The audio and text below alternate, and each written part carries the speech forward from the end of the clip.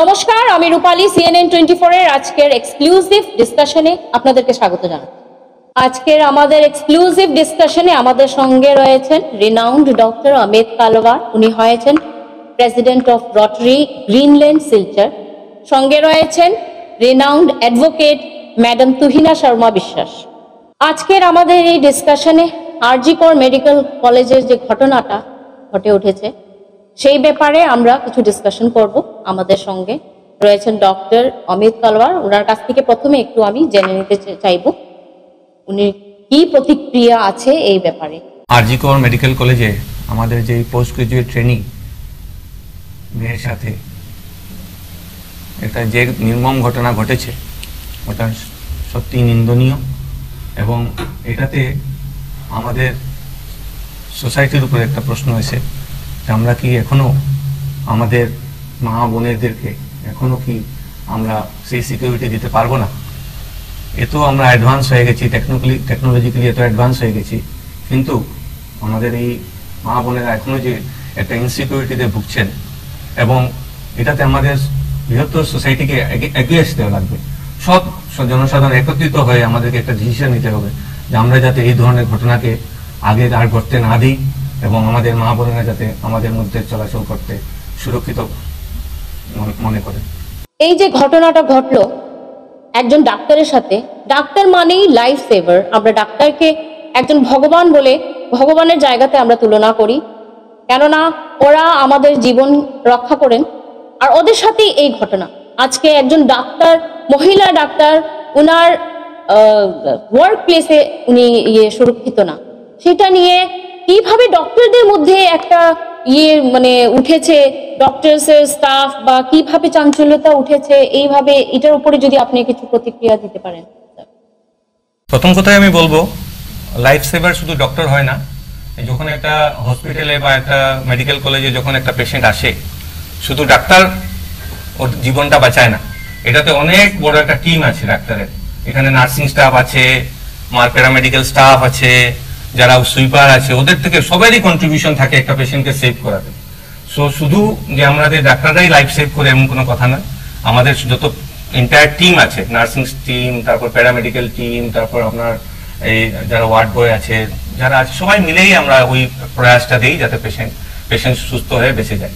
Second কথা হলো, আজকে ওয়ার্ক প্লেসে যদি আমরা নিজেকে সিকিউর মনে না করি, আজকে ওয়ার্ক প্লেসে যদি আমরা সিকিউর ফিল না করি, আমাদের ছেলেরাই হোক আর মেয়েরাই হোক, আমরা যদি সিকিউর ফিল না করি এটাতে, তাহলে তো আমরা কিভাবে ওরা সার্ভিস দেবে?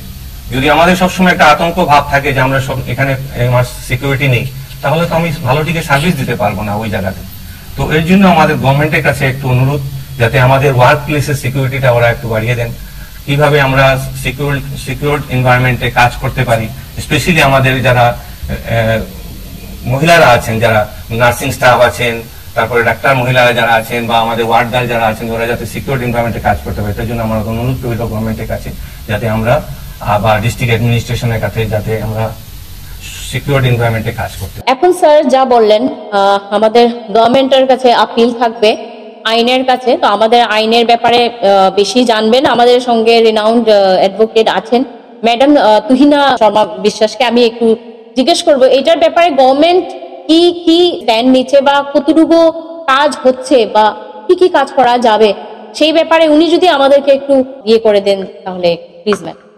প্রথম আমি বলবো CNN কর্তৃপক্ষকে যে আজকে এই ইনিশিয়েটিভ নেওয়ার জন্য এবং আমাদেরকে এখানে ডাকার জন্য অশেষ অশেষ ধন্যবাদ। কারণ ঠিক সময় মতো আপনারা এই ডিসকাশনটা রেখেছেন, because it is the need of the time now. এইসব জিনিস যদি আমরা ডিসকাস না করি, অ্যাওয়ারনেস প্রোগ্রাম আরো বেশি না করি, তাহলে আমার মনে হয় শুধু আইন দিয়ে ক্রাইমগুলোকে স্টপ করা যাবে না। যদি এটাই হতো তাহলে আমরা আজকের দিনে এই সিনারিও দেখতে পেতাম না। সো আমাদের খুব বেশি ভূমিকা হলো আপনারা সোশ্যাল মিডিয়া এবং মানুষের মাধ্যমে এরকম প্রোগ্রাম করবেন, সবার কাছ থেকে জানতে চাইবেন, যার যেটা মানে অনেক কিছু অনেক সময় কি অনেক কথা বেরিয়ে আসে, সেটাও আইনে কনসিডার করে। তো আজকে আইনের কথা যখন বলছেন, আমরা আইপিসি যদি দেখি, সেই ব্রিটিশের টাইম থেকে ইন্ডিয়ান প্যানেল কোডে অলওয়েজ কিন্তু আমাদের রেপ বা ধর্ষণের শাস্তি ছিল 1860 থেকে যদি দেখা যায়।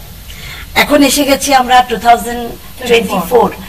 কি হয়েছে জিনিসটা, এই যে রেপের এই কন্টিনিউয়াস যেটা আমরা দেখছি, এটার জন্য ডাইরেক্টলি অনেক কিছুই দায়ী এখানে, অনেক কিছু। আর আরজি কোরের ব্যাপারে যদি বলেন, সেখানে সোমোটো সুপ্রিম কোর্ট নিজে ইন্টারফেয়ার করেছে।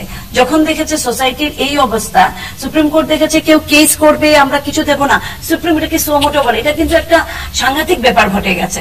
সুপ্রিম কোর্ট নিজে ইন্টারফেয়ার করে বলেছেন, কিছু অবজারভেশনসও দিয়েছেন।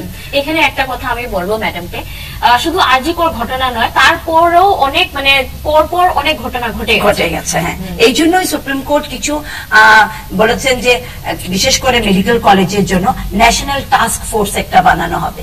এইটা না যে শুধু মেডিকেল কলেজের প্রিন্সিপাল বা সুপারিনটেন্ডেন্টকে বললাম এটা গাইডলাইন বানিয়ে নাও, দিস ইজ নট দ্যাট। ওনারা কি করবেন, সুপ্রিম কোর্ট বলেছেন স্টেট গভর্নমেন্টকে কিছু রুলস দেবেন যেটা ইমপ্লিমেন্ট করতে হবে। এটা কিসের জন্য? টু প্রোটেক্ট দ্য সিকিউরিটি, প্রোটেকশনের জন্য। মেইন থিং দুটো টার্গেট এখন আমাদের আইনে দুটোই টার্গেট নিয়েছে, protection and security. Protection and security যখন পর্যন্ত এই দুটো স্টেপ মানে সেফলি না হবে ইমপ্লিমেন্টেশন, তাহলে এরকম জিনিসপত্র আমাদের আরো ভবিষ্যতে দেখতে লাগবে। তাই এখন টাইম এসে গেছে, আমাদের স্যার বলেছেন যে আমাদের গভর্নমেন্টের কাছে আপিল রেখেছেন, এবং সিকিউরিটির ব্যাপারে in respect of not only work field, in every respect of society, in every respect of society সিকিউরিটিটা, প্রোটেকশন, উইমেন সিকিউরিটি। এখন মানে ক্রাইম রেটস যদি দেখি না ইন্ডিয়াতে, ক্রাইম রেটস আমরা দেখছি ক্রাইম এগেইনস্ট উইমেন সবচেয়ে বেশি হচ্ছে। অন্যান্য কেসেস খুব একটা কিন্তু হচ্ছে না, অনলি ক্রাইম এগেইনস্ট উইমেন। সেটাই মানে মেয়েদের মানে ঘরেও ওদের ইয়ে নেই, বাইরেও নেই, আপনার ওয়ার্ক প্লেসে ওদের সুরক্ষা মানে ইয়েটা নেই। তো ওরা যেখানেই যায় না কেন, ওদের একটা সবসময় একটা মানে টেনশন থাকে মেয়েদের সুরক্ষা প্রতি, ওরা নিজে কিভাবে সুরক্ষিত থাকতে পারে, বা ওদের ঘরে যে গার্জেনরা ওদেরও সবসময় থাকে আমাদের মেয়েকে আমরা পড়াশোনা করাচ্ছি, কিন্তু পড়াশোনা করিয়ে যে বাইরে যে চাকরি করতে যাবে তখনও টেনশন, পড়াশোনা না করালে ঘরে বসে নির্যাতন হবে সেটারও টেনশন। সেই পক্ষে গভর্নমেন্টে কিভাবে কি আইন মানে একটা যদি না, আমি যেহেতু আপনাদের ডিসকাশনটা আরজি কোরের ব্যাপারটা ছিল সেটা তো পরে আসছি আমরা, সেখানে কিন্তু সুপ্রিম কোর্টের অবজারভেশনে বলছে অ্যাডমিনিস্ট্রেশন ফেলিয়ার ছিল।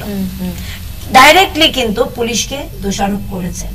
একটা এত বড় প্রতিষ্ঠান, একটা এত বড় পুরনো মেডিকেল, পুলিশ সিকিউরিটি কোথায় ছিল? এটা সবচেয়ে বড় প্রশ্ন হয়ে দাঁড়িয়েছে, কোথায় ছিল সিকিউরিটি? সিকিউরিটির ডিউটিটা কি সার্ভ হলো? মানে সুপ্রিম কোর্টের একেবারে টার্গেটেই ছিল। অবজারভেশনস গুলো দেখবেন, ফার্স্ট অবজারভেশনে বলেছে security was not inadequate, proper security system ছিলই না। তাহলে আমরা বুঝতে পারছি যেহেতু ক্রাইম এগেইনস্ট উইমেন হচ্ছে এইভাবে, সেই ক্ষেত্রে যদি এই মুহূর্তে আমি এখান থেকে একটা বার্তা দেব, পুলিশদের ভূমিকা ওনারা আরো কঠোরভাবে নিভাতে হবে। ইমপ্লিমেন্টেশনে অ্যাডমিনিস্ট্রেশনের ভূমিকা অনেক, শুধু একটা আইন আনলেও হবে না, ইমপ্লিমেন্টেশনে অনেক অ্যাডমিনিস্ট্রেশন, পুলিশ সবাই ভূমিকা থাকে। সেই ক্ষেত্রে আমাদের দেশে উইমেন সিকিউরিটি এন্ড যত ক্রাইমস এর ক্ষেত্রে পুলিশরা আরো সতর্ক হতে হবে, ওনাদেরকে আরো কঠোর হাতে ক্রাইম গুলো দমন করতে হবে। ওনারা যদি এই ক্ষেত্রে একটু পিছিয়ে যান, আমরা কিন্তু বারবার অবজারভেশনের সুপ্রিম কোর্টে ওনারাই টার্গেট হবে। এটার ক্ষেত্রে আমি আরেকটা কথা বলতে চাই, অ্যাড করতে চাই। আই মিন ম্যাডাম যে বললেন মানে আইন তো করবেও, আশা করি আগেও করবে, কিন্তু আরেকটা জিনিস দায়িত্ব যাকে বলে, দায়িত্ব জিনিসটা কতটুকু আপনি মানে ভাবেন যে আমাদের যেরকম আসাম গভর্নমেন্ট বা স্টেট গভর্নমেন্ট যে থাকে ওদের উপরে কি প্রেশার থাকে, ওদের উপরে কি দায়িত্ব থাকে, ওরা কি ভাবে এইটার উপরে দিয়ে ওরা কতটুকু সিকিউরিটি ইন পার্সোনালি, শুধু যে আইন গভর্নমেন্ট থেকে আসবে, ওরাও গভর্নমেন্ট লেভেলেই আছে, তো ওরা কিভাবে ওদের থেকে ইয়েটা দিতে পারে? এই প্রসঙ্গে একটু পেছনে না গিয়ে পারছি না।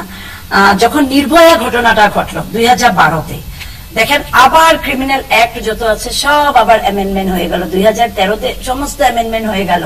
এখানে বলা হয়েছে যে 2013-র পরে আমাদের কিন্তু আইপিসি যেটা ছিল নামও চেঞ্জ হয়ে গেছে 2023-এ। এখন আমরা এটাকে বলি বিএনএস, আগে বলতাম ইন্ডিয়ান প্যানেল কোড, এখন আমরা বলি ভারতীয় ন্যায় সংহিতা। সেখানেও দেখা গেছে বিশেষ করে মাইনর গ্যাং রেপ যেটা হয়, এটা একেবারে ডাইরেক্টলি বলেছেন death, life imprisonment or death punishment. Gang রেপের ক্ষেত্রে বা এমনি কোনো মহিলা রেপ হয়ে যদি মারা যান তাহলে ক্যাপিটাল পানিশমেন্টের কথা বলা হয়েছে। এগুলো তো হলো আপনার আইনগুলো। আপনি বলেছেন কিভাবে, সেটা আমি আগেও বলেছি, ইমপ্লিমেন্টটা যখন করতে হবে না, অ্যাডমিনিস্ট্রেশন সতর্ক থাকতে হবে। পুলিশের ডিউটিটা কি, অ্যাডমিনিস্ট্রেশনের ডিউটিটা কি প্রপারলি ইনভেস্টিগেশন করা। যে কোনো একটা কেস হওয়ার পরে ইনভেস্টিগেশন করে আমাদের কোর্টের রিপোর্টটা দেওয়া হয়, যেটাকে বলা হয় চার্জশিট। আমাদের দেশের ইনভেস্টিগেটিং এজেন্সি হলো গিয়ে পুলিশ। তো ইনভেস্টিগেশন পার্টটা যদি প্রপারলি না হয়, বিচার ব্যবস্থায় তো অনেক বাধা আসবে। যেহেতু আমরা সবে জানি আইন ক্ষেত্রে বা এইসব হচ্ছে এই ঘটনা, কিন্তু এটার মধ্যে অনেকের এইভাবে কিছু প্রতিক্রিয়া রয়েছে যে এখানে পলিটিক্স জড়িত আছে বা এখানে ভিতরের কথাগুলো চাপানো হচ্ছে, যে আরজি করে ঘটনাটা ভিতরে হসপিটালের ভিতরেই অনেক পলিটিক্স হয় বা এই কথাগুলো চাপানোর জন্য অনেক কিছু হয়। সেই ব্যাপারেও কি আপনি একটু যদি আপনার মতামত যদি দিতে পারেন। বাকি হসপিটালের কথা বলবো না, কিন্তু এই মুহূর্তে আমাদের সামনে যেটা আসছে, যে আমরা অনেক নিউজ চ্যানেলস এবং সবকিছু থেকে যেটা জানতে পারছি, ইনিশিয়ালি তৃণমূল সরকার কিন্তু সেটা একটাকে পলিটিক্যাল কালার দেওয়ার চেষ্টা হয়েছিল, যে এটা অপোজিশন নাকি এটা করছে। এটা অ্যাকচুয়ালি এরকম কোনো ক্রাইম হয়নি, যেহেতু আমরা তৃণমূল সরকার এখানে, তো বাকি অপোজিশন যারা যারা মানে আছেন ন্যাশনাল পার্টিস, ওনারা এটা করেছেন। But this is not a fact. Heinous crime একটা ঘটে গেছে। যখন সুপ্রিম কোর্টের অবজারভেশনে বলে দিয়েছেন অলরেডি হিনিয়াস ক্রাইম, তাহলে আমরা বাকি যেগুলো কথা, সেগুলো কথাকে আমরা আর গুরুত্ব দেবই না। এখানে গুরুত্ব দেওয়ার সময়সীমাটা যেটা, সেটা পেরিয়ে এসছে। কিন্তু কি সুপ্রিম কোর্ট নিজে সিবিআই কে হ্যান্ড ওভার করার পরে যদি এটাকে পলিটিক্যাল কালার বলা হয়, তাহলে তো আমি বলবো একেবারে দেশের মানুষকে বিভ্রান্ত করা ছাড়া কিছুই করা হচ্ছে। এখন ম্যাডাম যা বললেন তার উপরে স্যার আপনার যদি ম্যাডাম যা বললেন ওনার সাথে আমি একমত। আর আমি আপনাকে একটা ইনফরমেশন দিতে চাই যে ইন্ডিয়ান মেডিকেল অ্যাসোসিয়েশন, আমরা ডক্টর যারাই আছি সব ইন্ডিয়ান মেডিকেল অ্যাসোসিয়েশনের member, and Indian medical association যেটা সেন্ট্রাল বডি আছে, এটা বড় স্ট্যান্ড নিয়েছে। এবং আমাদের যে এই আরজি কর মেডিকেল কলেজে যে প্রিন্সিপাল ছিলেন মিস্টার ডক্টর সন্দীপ ঘোষ, ওনাকে অলরেডি আইএমএর মেম্বারশিপ থেকে সাসপেন্ড করে দিয়েছে। ওনার সাসপেন্ড করে দিয়েছে, কেননা আজকে আমরা মনে করি, আইএমএ মনে করে যে আজকে স্টুডেন্ট যারাই পড়াশোনা করছে বা যারা ওই মেডিকেল কলেজে আছে, তো ওখানে প্রিন্সিপাল হনে ওদের গার্জিয়ান। সো ওই গার্জিয়ানের শ্যাডোতে থেকেও যদি এরকম ঘটনা ঘটেছে, তাহলে এখানে ডেফিনেটলি ওই আমাদের উনি গার্জিয়ান হওয়ার মতো ওনার ক্যাপাসিটি নেই। এর জন্য আর উনি যেভাবে ওনাকে ইনভেস্টিগেশনে ওনার যেভাবে নামগুলো জড়াচ্ছে, এর জন্য ইন্ডিয়ান মেডিকেল অ্যাসোসিয়েশন একটা ভালো স্ট্যান্ড নিয়েছে এবং সব ডাক্তাররাই ওটাকে প্রশংসা করেছেন এবং ওনার আইএমএ মেম্বারশিপ থেকে সাসপেন্ড করে দেওয়া হচ্ছে। আপনি যেটা বললেন এটা খুবই ভালো কথা আপনি বললেন। আর কি এমন কিছু ব্যবস্থা, মানে হসপিটালের তরফ থেকে এমন কিছু ব্যবস্থা ওদের স্টাফের জন্য, মানে ওদের ডক্টর স্টাফ যারা রাত্রেবেলা লেট নাইট ওরা যেরকম, একটা তো আছে যে ডিস্ট্রিক্ট অ্যাডমিনিস্ট্রেশন বা স্টেট গভর্নমেন্ট একটা পদক্ষেপ নেবেই, কিন্তু মেডিকেল কলেজে যারা সিনিয়র পোস্টে যেমন প্রিন্সিপাল আছেন, সুপারিনটেন্ডেন্ট আছেন, ওদেরও কিছু সিকিউরিটি স্টাফ থাকে হসপিটালে। তো ওরা যদি অ্যাটলিস্ট যদি ফিমেল সিকিউরিটিটা যদি সিকিউর করেন, যাতে মহিলারা যাতে সিকিউর অ্যাটলিস্ট ওয়ার্ক প্লেসে থাকে, ওই সিকিউরিটিটা যদি ওরা একটু প্রোভাইড করেন, চেষ্টা করে দেখেন, তো আমার মনে হয় খুবই ভালো হবে এবং সুদূরবর্তী ভবিষ্যতে আমরা এই ধরনের ঘটনাকে কম দেখতে পারবো। আজকের আমাদের এই ডিসকাশনে যা আমরা ডিসকাস করলাম তার মধ্যে ম্যাডামের একটু কিছু আপনার লাস্ট কিছু একটু। আমি এটাই বলবো, ক্রাইম এগেইনস্ট উইমেন স্টপ করার জন্য দুটো জিনিস এখন খুব প্রয়োজন।